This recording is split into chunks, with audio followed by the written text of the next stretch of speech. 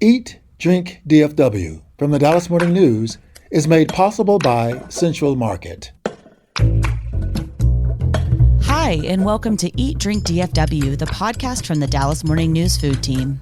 Each week, we take a look at the food and drink trends happening in North Texas, learn some new recipes, and sometimes even get cooking tips from you, our listeners. I'm Anna Butler, the Dallas Morning News' food and events editor, and this week we're bringing you a special interview with some Dallas folks on a mission to try every Michelin restaurant in the state of Texas. But first, we're going to talk about some restaurant news highlights. That's all coming up right after this. Central Market is really into food. Like when we say cheese, it's in 12 languages into food. Butchers, bakers, and sushi roll makers into food. We're talking so obsessive about quality you can shop blindfolded into food. Central Market is really into food. If you are too, then let us turn your shopping list into a treasure map. Get inspired, get adventurous, or just get a chef-made dinner when you've got more taste buds than time. No place makes every meal more amazing like Central Market. Really into food. Shop now at centralmarket.com. For the latest food and restaurant news from the Dallas Morning News, visit dallasnews.com/food. If you're behind on episodes, follow Eat Drink DFW on Apple Podcasts or Spotify, or wherever you listen to podcasts. We'd also love to hear from you, so email us at eatdrink@dallasnews.com. I am joined by our food writers, Sarah Blaskovich and Imelda Garcia. As a friendly reminder, Claire Baller is on parental leave. We've been talking a lot about fine dining lately and just kind of some of the more expensive restaurants in Dallas, especially Dallas proper. Imelda, you found something else that's new and in Collin County. Yes, a few days ago, I went to a new place that is going to open in Prosper. This place is called 1902 because that was the year when this town was formed. So it's like a historic date for them. And this restaurant will include a speakeasy called Mary Ann's. It's going to be located in the former Prosper Wine House in downtown Prosper, right in front of the Inn. That is one of the most popular restaurants in that area. So this aims to be American upscale restaurant where you can eat steaks and burgers and things like that. And this will be a great addition to Prosper because, let's be real, Prosper is like a little town. The area, it's just 25 square miles. Dallas is 386. But the median income in Prosper is $74,000. In Dallas, it's $39,000. So we need upscale locations in there. Yeah, you're talking about people who can probably afford to go out to a nicer meal. And right now, there are a lot of chain restaurants, smaller restaurants. And it's not that there aren't one-off mom and pops, but in terms of upscale restaurant, you're probably driving a little bit further, maybe down to Frisco or Plano to fill that need. So this will be interesting. I'm also doing the math on the founding year of Prosper, 1902. Here we are well over 100 years later. But now we got a speakeasy. After Prohibition, significantly. Yeah, they took longer than the rest, but they got there too. And I'm happy for everybody. Another interesting about this place are the owners. Alora Hospitality Group. This is a local partnership that was created by two Frisco locals, Jason Young and Donnie Churchman, and they are committed to invest in businesses in downtown areas in North Texas. So they have another project in Frisco, in downtown. That includes the Parlour, Old Town Pine Company, and Frisco Premier Catering, and all of them are in downtown Frisco. I think that's really sweet with just a historic downtown feel. You want to keep that alive and you want people to keep coming to that town square. The setting also could be really cool. Like I'm picturing that place after dark. You know, it's an old town square that's been reinvigorated. What a great spot for a speakeasy. Speaking of bars, I've got one to add to everybody's list. Does everybody remember when the coffee shop opened at the flagship Half Price Books on Northwest Highway? Yep. La Casita. La Casita, it is a bakery that was founded in Richardson, and it has expanded to a couple of coffee shops. Well, that coffee shop promised to become a tiki bar at night. And as of this week, that bar part has happened. Ooh. I'm hearing some excitement from the people around me. Yeah. I heard Julie's like mouth open. That was such a good thing. Because who hasn't dreamed of walking through the aisles of Half Price Books with a cocktail in hand? Yeah. Yes, Anna. I was talking to the owners and they were like, if you're early for your reservation, you could just go to the bookstore first. Or I was like, what if you go to the tiki bar and then you go to the bookstore? Like 2 cocktails in, I'm going to go to the cookbook section and have me some fun. I already own all of the books in the military history section at Half Price Books. These are such weird facts about you, Anna. But I could own 2 copies of every John Keegan book, which is going to be great. That is a deep cut. I'm going to have to look that up. The tiki bar is called La Tiki Paisa, and The cocktail menu is quite long. A lot of rum drinks, some tequila drinks, all very thoughtful and put together by Benj Pakta, who used to work at Small Brew Pub in Oak Cliff. Fun fact, the owners of the coffee shop and bakery La Casita, their names are Marixa and Alex. They met working at Small together. Oh. So this is kind of a coming back together of some of these Small Brew Pub folks. And the tiki bar will have what I'll call exciting snacks. There is a burger. There are steak frites, but you kind of want to go and graze while you drink cocktails. So think about this tiki bar this way. Go for the cocktails, stay for the food. Oh.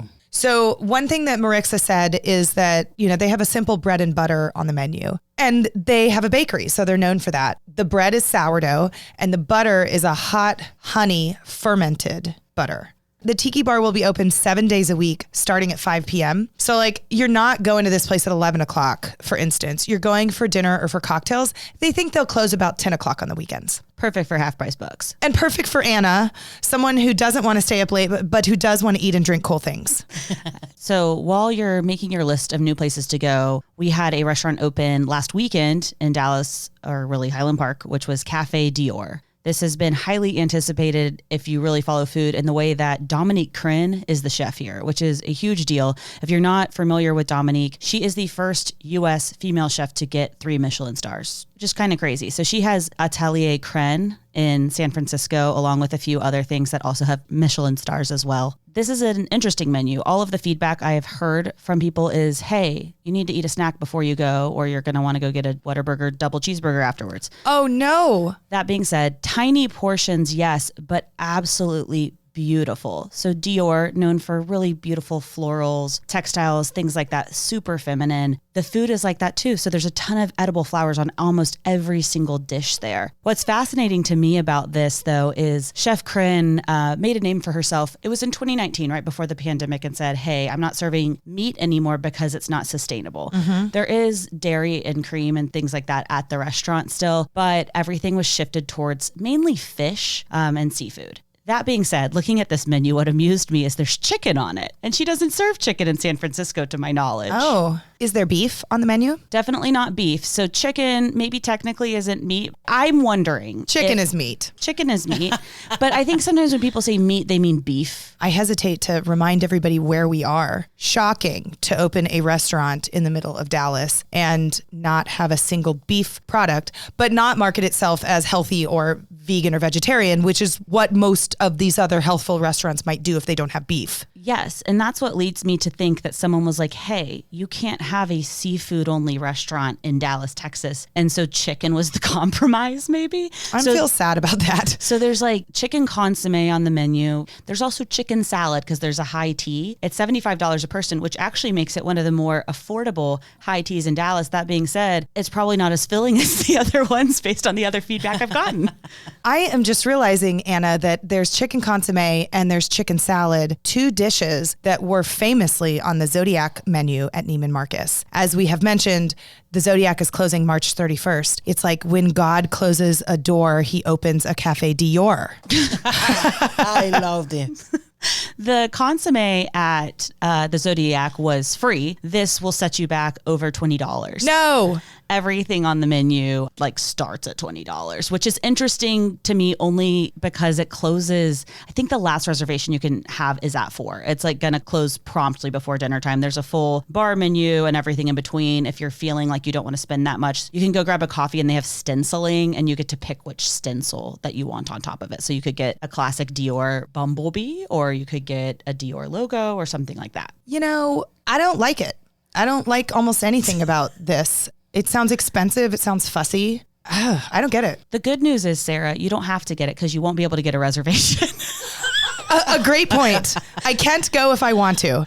Tell us why, Anna. There are absolutely no reservations right now, just like there are no reservations for the Zodiac right now, which where are people going to eat their chicken salad? Ooh, it really matters what you wear when you go have lunch at Cafe Dior, I feel. I have a reservation in a few weeks and I'm already stressed about what I'm going to wear because I am not a Dior girly, and I feel like I'm actually going with people who will be decked in Dior. Oh, but is that like wearing the band t-shirt to the band's concert? Is it too much?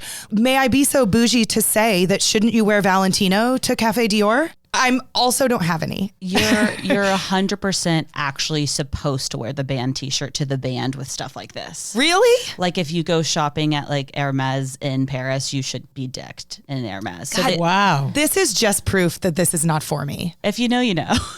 Yeah, I don't know. Anna, I want to know, how did you get the reservation if it's like impossible? You know what's great is I have friends who are really committed to doing things like this that are not me. Okay. But they want to eat with you because you love French food and you're also wonderful company, but you didn't have to do the hard work. I think I was actually a B-list invite for this one where this just came up in conversation and the person was like, oh, I made it for 4. I guess you could come too. Okay, wow. Oh, well, I know that they will be glad you're there. And I want to know which fast food place you go to afterwards to fill the rest of your belly. Yeah, I'll let you know. And I'll also email Chef Kren about it. I'm just kidding. What is cool, though, about this is she has been extremely involved in Dallas over the past few weeks. She has made a stop into Georgie, which we just basically know from Instagram. She was also spotted at Jose with Chef AQ. And there's like a darling picture of the two of them, and whatever AQ made her, you can see it all on Instagram. Looks really good. I've heard she's very supportive of female chefs, too. That makes me want to be supportive of her. She seems like a lovely chef. I just need to figure out how to be me and eat in that restaurant. Maybe you just go to one of her other restaurants in San Francisco. Yes. We have plenty of places to spend tons of money in Dallas, as we've talked about for months and years. This is, yet another one in Dallas's most expensive shopping center. I think we should go around really quick and just say more affordable places we like, which we've done before on the show, but I just think it would be a really nice balance really quick. I love it. Define affordable. I think it is anywhere, one, where I'm not left hungry after ordering an entree, which lately I feel like has not always been the case. I think affordable is hopefully under $20 a person. I think that's a dream. I think it's a dream. I think it's actually possible, though. I think most people are feeling it's more in that $30 to $40 range right now. Yeah. But as someone who goes to a restaurant, orders an entree and water, I can do it under $20. One place that I do like to do that is a place I talk about a lot, which is Food from Galilee. It is Lebanese-style Mediterranean food that is in Snyder Plaza. My favorite thing about it is that they serve lunch on styrofoam plates, like, recycling doesn't exist. I love that that's your favorite thing about it. I just think it's funny, but you can go in and you can just get soup and a side and it'll be about $10 to $12. I also think that dumplings and Chinese food are a really great way to do that. So heading up to Richardson, Kieran Court, or Jingqi are going to be really great ways to do that. If you're in Chinatown in general and can't get into Kieran Court, just about every restaurant in that shopping center is going to be affordable. Sarah, what do you got? Breakfast. Even though eggs are expensive, breakfast is a great way to have a good meal on the weekends without spending too much money. My family loves Halcyon on Greenville Avenue. We walked there on Saturday, for instance, and their breakfast burrito, which comes with eggs, cheese, and choice of bacon or sausage, is so good. It comes with this homemade salsa, and it's extremely affordable. They also have these really good skillets that, you can put whatever you like in a skillet and they'll kind of scramble it up with eggs. So breakfast is a great opportunity if you're looking to spend a little bit less, but still go out. That's my tip. I also am into these salad shops. I have favorites. Salad and Go is the best priced one, and there's no inside at all. You just drive through and get your salad. It's usually $6, something like that. It's a crazy price. My very favorite salad shop is Sweet Green, and those will run you $10, $12, but sometimes I can make one of those salads last 2 meals. Imelda, what about you? I have 2 options in Garland. The Garland Cafe, it's a very, very small place, but it's absolutely marvelous in speaking about affordability because they have like these big portions, but their prices are really, really affordable. For example, I don't know, an omelette maybe $7.50. Things That's like that. Great. Yeah, it's great. And I think tacos are really affordable. Even the Michelin recommended taqueria in Fort Worth, Birreria Cortez. I mean, for $20, you can have a scrumptious lunch. So yeah, tacos never will break your heart and your pocket. Yes.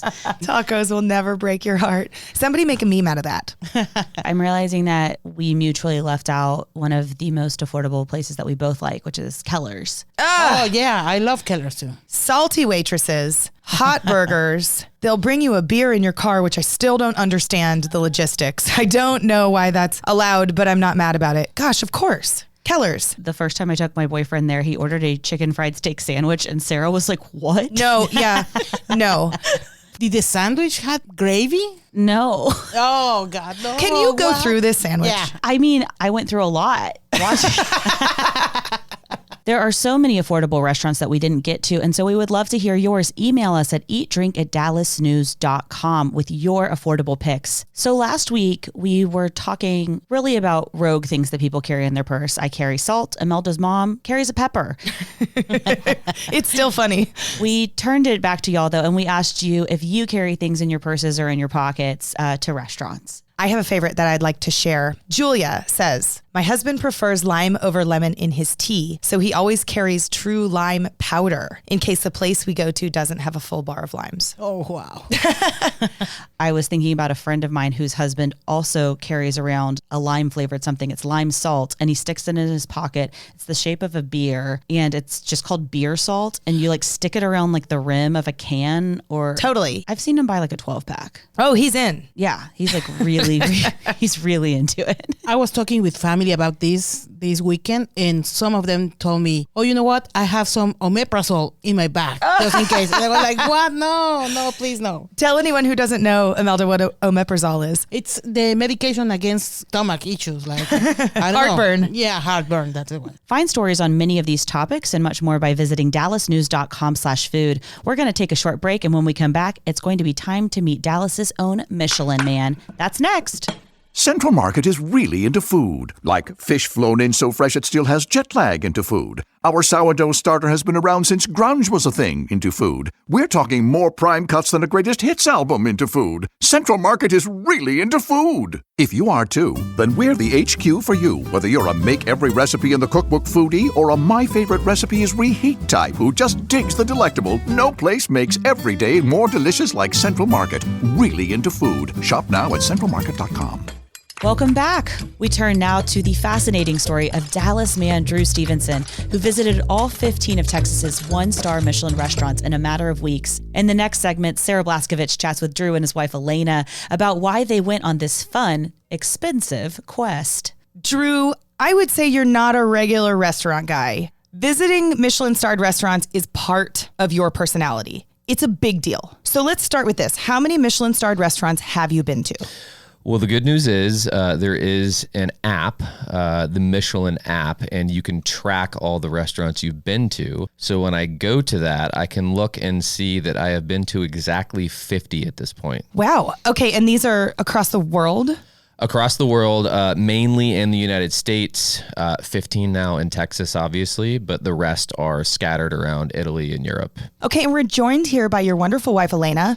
Yes. Elena, you agreed to have your honeymoon in Copenhagen so that Drew could eat at a whole bunch more Michelin-starred restaurants. Yeah. How did that go? I mean, it was amazing. I hadn't had as much experience going to Michelin-star restaurants, but I loved it. Plus, Copenhagen was just lovely in the summer. So you're into this, even though Drew, I would say, is the Michelin man. Mm-hmm. You love it too. Yeah. My dad was a chef, so I would go, to nice restaurants with him, and eventually he became more of a GM type role. But yeah, that was our thing growing up. You guys are a lovely match. So of the 50 restaurants you've been to that have a Michelin star, something that big time Michelin fans do is they add up all those stars. So if you've got X number of 1 stars, 2 stars, 3 stars multiplied by 50, do you have any idea, Drew, about how many stars you have under your belt?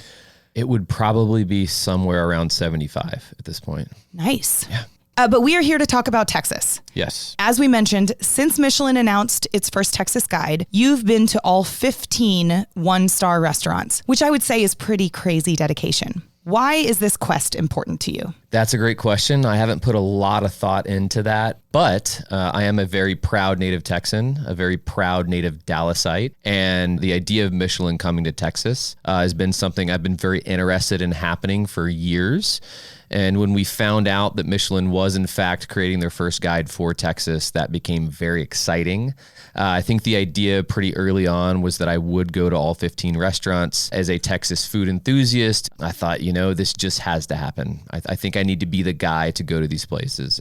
Well, the way I met you, I think is interesting, Drew. You are part of a group called The Hungries. I wrote one of my favorite stories of 2024 about you and your friends. There are 600 Hungries across the world, but I talked to about 5 of you from Texas. And the Hungries is an online chat room, basically, where you talk about how to get reservations to Michelin restaurants, and you share details on what you love. You even find travel buddies or people to eat with who have similar interests as you do.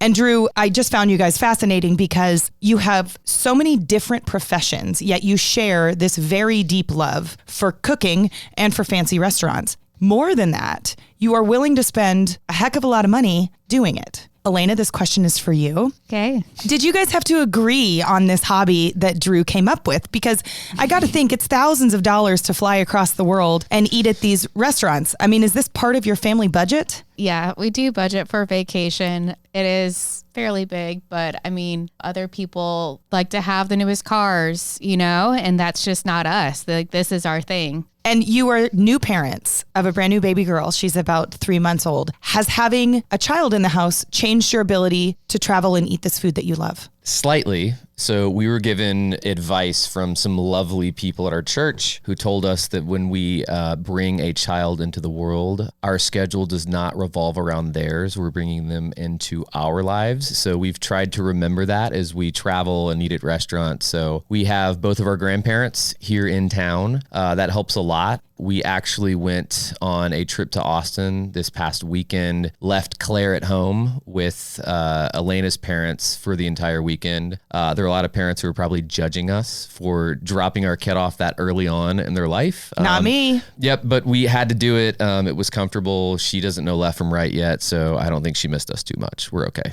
It's hard to get out of the house when you have little bitty ones, but it's important. And part of this Michelin quest, most of it actually, Drew, happened when you had an infant at home, right? Yeah, that's true.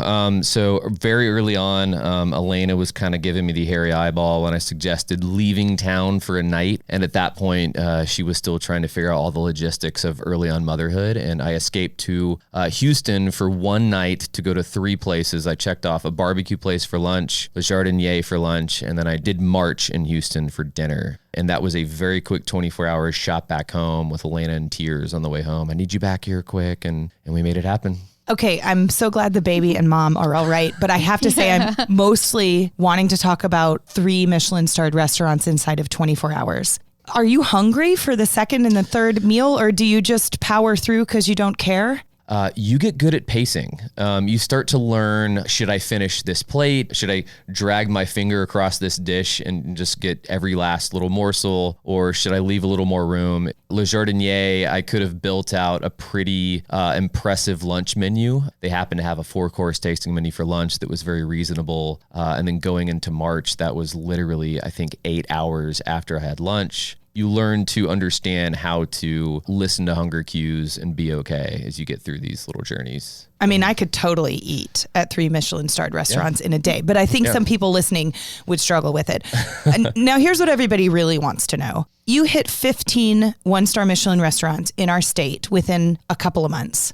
How much money did you spend total? I did this entire journey in the course of 6 weeks. Okay, amazing. Yeah. So for one person is going to run around $3,000.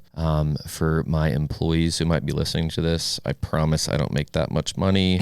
This is all budgeted in our vacation budget. Again, we drive 10-year-old vehicles. We live in an apartment. We're not rich. Okay, we just make this happen because it's important to us. It's a priority, right, Yeah. Elena? Mm-hmm. That doesn't include travel, right? It does not. No, this is just the meal budget, about $3,000 a person. Now, with the 4 barbecue places, you could go in, you could spend about $40 a person. I choose not to do that because I think at the barbecue places, the Texas Trinity of meats, pork ribs, beef brisket, and sausage, you want to get some of that. If they do have other interesting features, you want to try that. Some places are known for their sides. So it probably makes sense to spend about $100 for a couple people at least at the barbecue spots. So factoring all that in, I think you'd probably need to spend about $3,000 a person to make this happen, all 15 restaurants. That's actually not as much as I thought it was going to be. It's not. To me, that sounds reasonable. Does it not? Yeah, well, I also understand like the quest part of it. You know, you've now checked off 15 bucket list things. Yes. And, we should reflect on the fact that Dallas has 1 of these 1-star Michelin restaurants. So 14 of them were out of town, which took not only time planning, but you also had to get reservations. Was the journey of like putting this all together, the spreadsheet of it all, was that difficult? Yeah, the logistics involved in getting this journey mapped out and accomplished is very difficult. I would say that the biggest challenge was the Houston and the Austin leg of this. Austin has 7 1-stars. You cannot do that all in one weekend. You're going to have to break it up into 2. Houston has 6 1-stars. You also can't do that in one weekend. You have to break it up into 2. So immediately right there, just Houston and Austin alone, that's 4 road trips. San Antonio is about a 4.5-5 hour drive, depending on what time of day you go. And that's just for one place. We figured out all sorts of road maps on how to make this happen.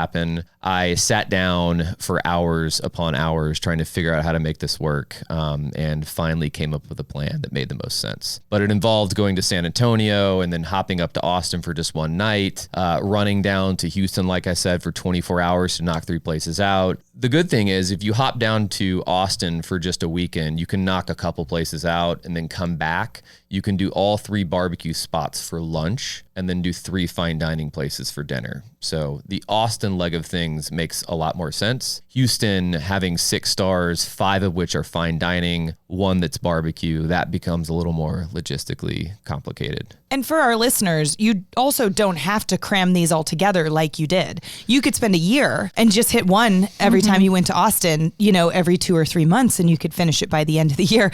Drew and Elena are a little more enterprising in that they wanted to do it quickly. Well, I thought that's what the plan would be of it, like at first. That's how I pitched it. I said, honey, let's try and get this done within about a year. And then it turned into 6 weeks. Yeah, why? Did he explain that to you, Elena? So enthusiastic. And honestly, with the newborn, like we did have a lot more free time off work. It just kind of played into it. Now, we've talked a little bit about barbecue. And when we knew Michelin was coming to Texas, but we didn't know which restaurants it was going to pick yet, Michelin promised us it would look at our Tex-Mex and our barbecue specifically. Drew, did they do a good job honoring those cuisines, in your opinion? Yes and no. I'm very hesitant to criticize Michelin because I love them so much. I'm not sure that there's a better restaurant rating system on the planet. I don't know if they delivered on the Tex-Mex promise. You have a place like Las Palmas, which I know we're probably all obsessed with. For them not to get a call from Michelin, I thought they were an easy choice for a Bib Gourmand. So if they really did want to honor our Tex-Mex heritage, I'm not quite sure why places like Las Palmas and other places around the state weren't invited to the ceremony. With barbecue, I am completely fine with them giving Michelin stars to barbecue restaurants. I don't have a problem with that. A lot of people do. Yep. I thought that Aaron Franklin would get a Michelin star for Franklin barbecue. I really thought that the guys at Goldie's might get one as well. I did too. I thought that they would take it in this direction. We all know that Michelin has been giving stars to very casual places as of recent. When the Mexico inaugural guide came out last year, they gave a star to a taco joint in Mexico City. When they started giving stars to the countries in Southeast Asia, they were giving stars to very casual noodle spots. In Singapore, they gave them to street hawkers. So they've showed us that that's been their recent model. And so when they came to Texas, we all thought they'd give a star to a barbecue spot. And everyone thought, okay, Aaron Franklin's going to be the guy. So for Corkscrew, Interstellar, La Barbecue, and Leroy and Lewis to get stars, I think that shocked everyone. Yeah. Now, are these places deserving? 100%. Any of those 4 places I just mentioned are just as good as all the other really great barbecue places in the state. But I think people are just a little confused as to why those 4 places. And if them, why not others? Exactly. Like, I think you are making the argument that, like, if those 4, why not Goldie's? Yes. Maybe Cadillac. Yep. Here's a question for you, Drew. Did you expect DFW to get more than one 1-star restaurant? Yes, I did think Dallas-Fort Worth did deserve a little more love. Michelin's very interesting. With the way they give a single star to different restaurants, they've showed that they don't follow one particular model. Sometimes they will give 1 star to a very creative, very mind-blowing tasting menu. There's a place in San Francisco right now called Kiln that can match a lot of the 2-star restaurants that people have been to around the world. There are places, in Copenhagen specifically, that will get 1 Michelin star that have really incredible, mind-blowing tasting menus. Then you'll see Michelin give 1 star to very casual a la carte places. Like there's a spot in New York City called the Four Horsemen. In London, there's a place called St. John, amongst other places that have a more casual a la carte sort of order as you want, sort of style tasting menu. A place that's reflective of that model in Texas is Olame, which is a southern restaurant that has an a la carte menu, a little more casual approach. They got a Michelin star. BCN Taste and Tradition is another one of those. So knowing all that, when you look at that model, I'm not quite sure why a place like Mat Hai Ba or Lucia wouldn't have gotten a star. I went through how many stages of grief are there? Is it 7? Something like that. However many stages of grief there are, I went through all of those. You and I were talking certainly before the Michelin ceremony and then a little bit the night of, and you were angry the evening of the ceremony. Tell us why. Yeah, I was really hurt. You should have seen me. I wish Elena would have whipped out her phone and taken video footage of me, but I was flush, red-faced, on the ground, just sort of angry and just winded, like I'd just been on a roller coaster after the ceremony. I had a lot of emotional attachment to restaurants in Austin and in Dallas. When Lucia got a Bib Gourmand, I was pretty devastated. I wanted to cry. It did not feel good. Same with Mat Hai Ba. Now, I think it's really incredible that those places did get recognized. They were invited to the ceremony. They got their Big Gourmands. I think that's really cool, but I just disagree with a place where you need to spend a few $100s to have an incredible experience getting a Bib Gourmand. In the past, how they've defined Bib Gourmand, that does not fit. It doesn't make sense. What they said in Texas for those Bib Gourmands, for anybody listening, is $50 or less for essentially 3 courses, a starter, a main, and either a glass of wine or a dessert. And I've talked to a whole bunch of people about Lucia. It is a wonderful restaurant. I also had it on a guessing list for a 1-star myself. I can't really math that very well. I can't get to only $50 at Lucia for myself unless we're really skimping. So your point is straight on. The reason I brought up the Four Horsemen and St. John in London is because those are just great examples of very casual but great cooking that deserve a Michelin star. And I thought that if you are putting Lucia and Mat Hai Ba up to those restaurants, I think it absolutely deserves a star. You know, Dallas, I think, did deserve a couple more stars, but I think it also speaks to us being a little behind Houston and Austin. There's nothing wrong with that. Yeah. Austin and Houston have a very strong culinary identity, and I think Dallas is just a little more muted or muddled in who we are in the culinary scene. I want to dig into this a little bit more. This is important to me, Drew, and I think this is important to you. You've told me you're worried about what Dallas restaurants say about us Dallas people. And I'm sort of paraphrasing, so correct me here. Yeah. But do we have an identity in Dallas when it comes to food? And now that you've eaten at the state's finest restaurants, how does Dallas compare? Yeah, great question. This is something I've thought about for a very long time. I think I first started to sort of flirt with, does Dallas really have an identity? Over 10 years ago. I just remember thinking, what's going on down in Houston? What's going on in San Antonio and Austin? And who are we? Yeah. So I think that everything that you would say is great about Dallas. We do Tex-Mex. We have great Mexican food. We have a very diverse cultural heritage. We have a great big Vietnamese population, Hispanic population. That is all true about Dallas, but it's more true about Houston and Austin and San Antonio. So when you think about the restaurants that got Michelin stars down in those cities, you think about Musafir in Houston, very representative of their cultural melting pot. It's an Indian restaurant. You think about a place like Tatemo, which represents their Mexican heritage, which Dallas has that, but Houston has it a lot more. It's a lot deeper and richer. You think about Michelin in San Antonio, which is very representative of their Mexican culture. You think about Barley Swine in Austin, which is very representative of their quirky personality, that sort of keep Austin weird identity. which I cannot think of a restaurant in Texas that is more reflective of the city it represents than Barley Swine. So you have a lot of these restaurants that are very representative of those cities and what make them unique. And then in Dallas, we have an omakase place. It's a great omakase place. It's probably the best in Texas, but it in no way reflects a unique identity of Dallas. Yes, in fact, and you're speaking of Tatsu, our one Michelin starred restaurant. You could have Tatsu somewhere else and it would be just as wonderful. We are glad that Chef Tatsuya moved to Dallas to put it here. And God bless, without him doing that, we wouldn't have any Michelin starred restaurants. So we are glad he's here. But yes, does that menu define Dallas? No.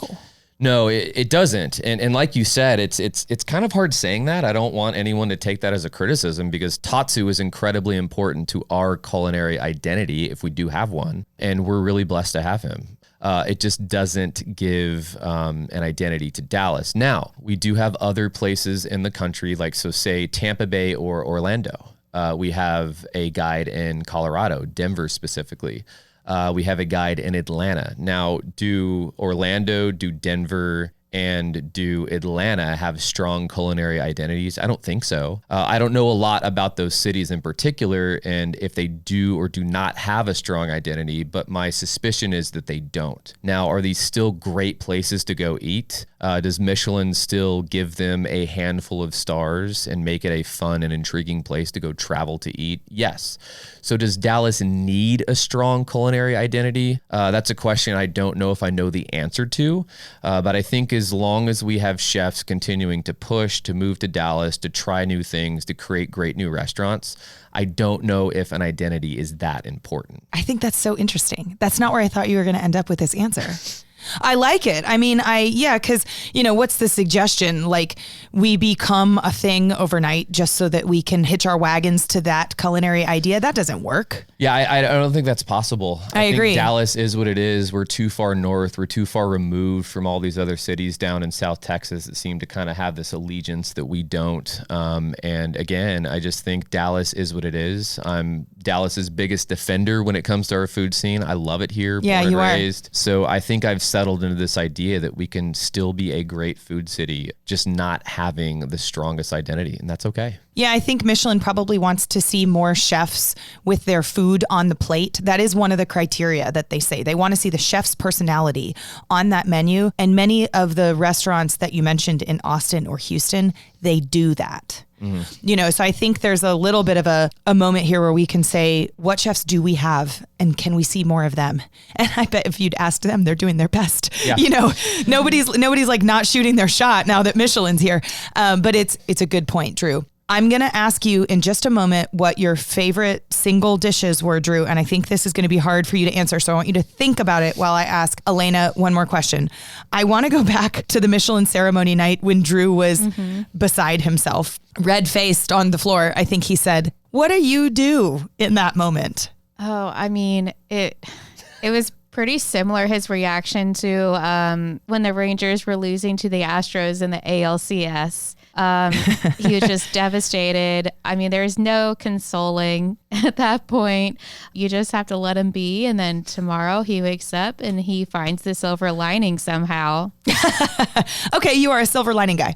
Yeah, the Enneagram 7s were famous for making a big damn deal out of stuff. And then the next day we realize everything's going to be okay. Here comes the last question before we go to a lightning round. What was the best single dish you ate in your journey of 15? If you do need me to condense this to one thing, there are 11 fine dining Michelin-starred restaurants in Texas. The last fine dining restaurant we went to was Hestia in Austin, and there was a dish with a scallop cut into 3 beautiful little pieces, put back in its shell. It was served with melted beef tallow, kohlrabi, and a mushroom gelée. That is probably going on a list of 5 or 10 of the best things I'll have eaten in 2025. I know it's really early, but that dish really blew me away. Oh, I love this. And I just looked up Hestia's menu to see if I could give everybody a price for that scallop dish. I know people are listening who are going to say, maybe I can't do the whole tasting menu, but I'm going to go for that scallop that Drew loved. And there aren't prices on the menu because this is one of those. So I don't know how much it is, you guys, but it sounds like it's worth the money, whatever it cost, Drew says. Yeah, we did the tasting menu that came on the tasting menu. Yes, the whole chef's tasting menu is $195 per guest, with an additional $150 if you do the wine pairings, which, Drew, you do not drink. So I don't drink. You save yourself $150 every time. Love that. All right, Drew, before we get to the lightning round, just one more question. Of the 15 restaurants, give us a couple that we have to visit. I would say Barley Swine is my number one. Okay. In Austin. In Austin. Incredible tasting menu. Like I said, it's very quirky, fits Austin's personality really well. Some fun and exciting things you won't see anywhere else. Okay. 2 is March. March in Houston. If we had a Michelin culinary battle, a civil war that broke out in the United States, that would be our Michelin representative that would fight for Texas. Aha. They are the most Michelin ready. They are the restaurant that is most ready to receive 2 stars. It is the best experience I think you'll have overall. Wonderful. Number 3 is Hestia. And then 4 is Michelin. They do an incredible menu. It's the Mexican tasting menu down in San Antonio. Michelin, those guys are killing it. So if anybody wants to do a condensed version of this 15 restaurant trip, you could do Barley Swine in Austin, Hestia in Austin, March in Houston, and Michelin in San Antonio. You absolutely could. And that would be an incredible journey. And you could drive all those places. You could call it 4 nights. We've just planned everybody's next trip, I think. Yeah. I love this. Do it. All right. It's a lightning round. We're going to hit highlights and a few lowlights, and you may only pick one thing from each. Got it. I can do it. Which restaurant was the biggest surprise? BCN Taste and Tradition. And where is that? In Houston. Okay. And why? I didn't expect the menu to be that good. I didn't expect the food to be that good. Okay. It blew me away. These Michelin guys seem to know what they're doing. Mm-hmm. Okay. Where did you spend the most money and how much? March, their 9-course tasting menu is $350 a person. That's before tax and tip. Aha. And were you dining together? No, that was one he did all on his own. So it's just $350 plus tax and tip. All right. Where did you spend the least? Tatemo in Houston is $125 for the tasting menu, which in Michelin terms is a massive deal. Yes, and I thought you were going to say a barbecue restaurant. You managed to spend over $125 at all the barbecue places? I spent more than that at 3 of the barbecue places. Yeah, okay. Which restaurant did you visit once and may never return? Ooh, do I have to answer this? You do. I would say Musafir, and that is not a criticism. I just don't know if it's the cuisine I love the most. And this is the Indian restaurant in Houston. Yes. Okay. Which restaurant are you most excited to return to? Gosh, either Barley Swine or March. Barley Swine, once they change the menu up completely, I'd love to see what they have in store for, like, say, spring or summer. Or March, they do 2 different menus a year. The last one was the Republic of Genova, I think. And then this menu is going to be Venice. And they focus on things that people would have been eating, say, like 1,000 years ago. Interesting. Which takes incredible research. I don't know how they do it. Plus, he'll have to return so he can take me to that one. Yep. You do have to take her. I have to take her to March. Yeah, that was very unfair.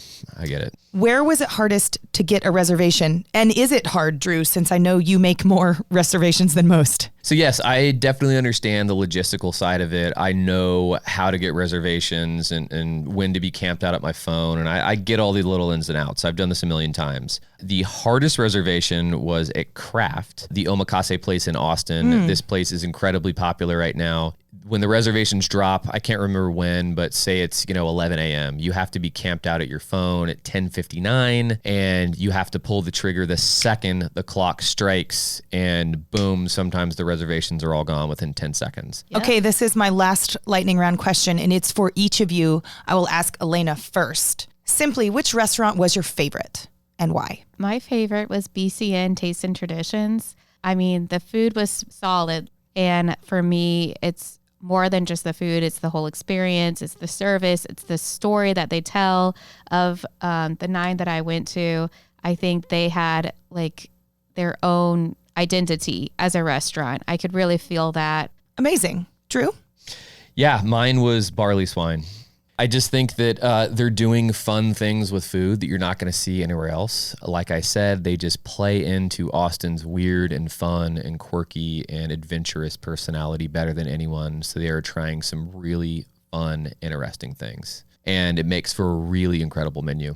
They even, before the meal, will tell you if you want us to bake a box of brown butter chocolate chip cookies, we can add that to your bill. And towards the end of the meal, they give you a box of just wonderful classic cookies. Nothing contemporary or fun, just some really awesome cookies to take home. Oh, that sounds wonderful. Can I say one more thing real quick? Please. My Instagram is very new. Yeah. It's funny. You ran into me when my Instagram following was about 100 people. Yeah. Which I was like, why is Sarah Blaskovich following me at 100 followers?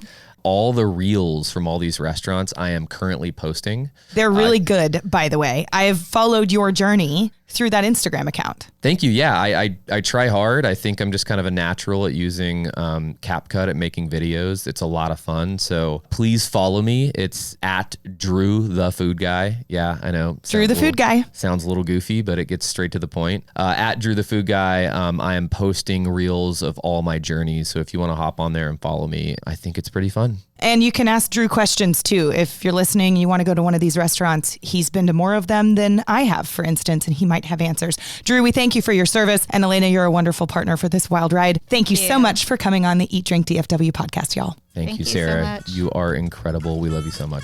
That's all the time we have for this week. Coming up next week, we're going to be talking about sandwiches. And who doesn't love sandwiches? Stay up to date with the food team's stories at dallasnews.com/food. And listen to all of our episodes by following Eat, Drink, DFW wherever you find your podcasts. Special thanks to our producer, Julie Fisk. For the news, I'm Anna Butler. Thanks for listening, and we'll see you next week. Eat, Drink, DFW from the Dallas Morning News is made possible by Central Market.